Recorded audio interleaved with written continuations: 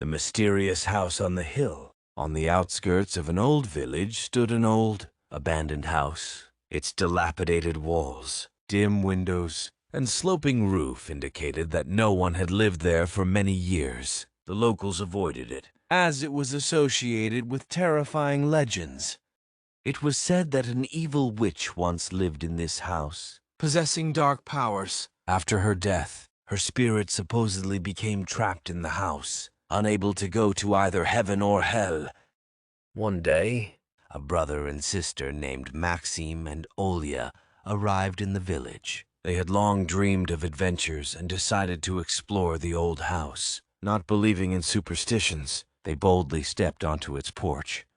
Opening the creaky doors, they found themselves in a dark and dusty hallway. The air was filled with the smell of mold and old age. Eerie sounds echoed from all around. The creaking of floorboards, the cracking of old wood, the rustling of cobwebs. Maxim and Olya, holding on to each other, made their way further. Each step was a struggle, as they felt like they were being watched.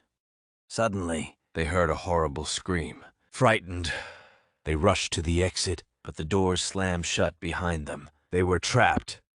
In the darkness, two glowing red eyes appeared. Something horrible and unseen hovered in the air. Maxim and Olya felt their hearts sink with fear.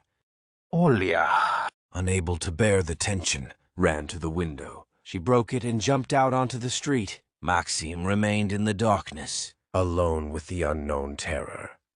Olya walked to the village with horror in her heart. She couldn't believe that her brother had disappeared without a trace. She didn't know what to do or where to turn. She walked and thought about what she had been told about the old house. She remembered the evil witch and how her spirit supposedly still roamed the house. Olya didn't believe in mysticism, but she couldn't find any other explanation for what had happened to Maxim. She decided that she had to return to the house and solve its mystery. The next day, Olya went back to the old house. This time, she took a flashlight and a rope with her. She descended into the dark basement, where, according to legend, the witch had lived. The basement was filled with old junk. Olya carefully made her way through it, illuminating the path with her flashlight. Suddenly, she noticed an old book lying on a shelf.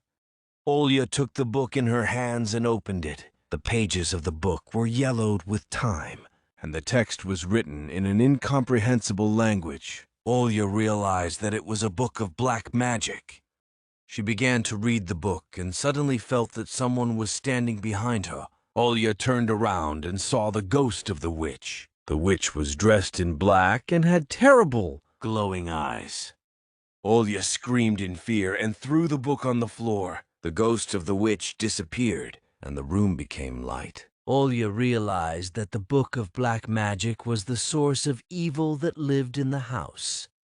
She took the book and ran out of the basement. Olya decided to destroy the book so that no one else could use it.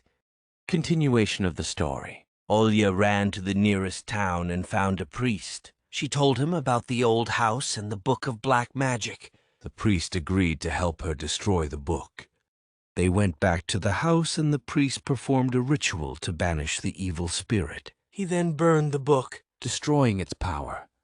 With the evil spirit gone, the house was no longer a threat. Olya and the priest returned to the village and told the people what had happened. The villagers were relieved to hear that the evil spirit was gone. They thanked Olya and the priest for their help. The old house was eventually torn down and a new church was built in its place. The church served as a reminder of the evil that once existed in the village.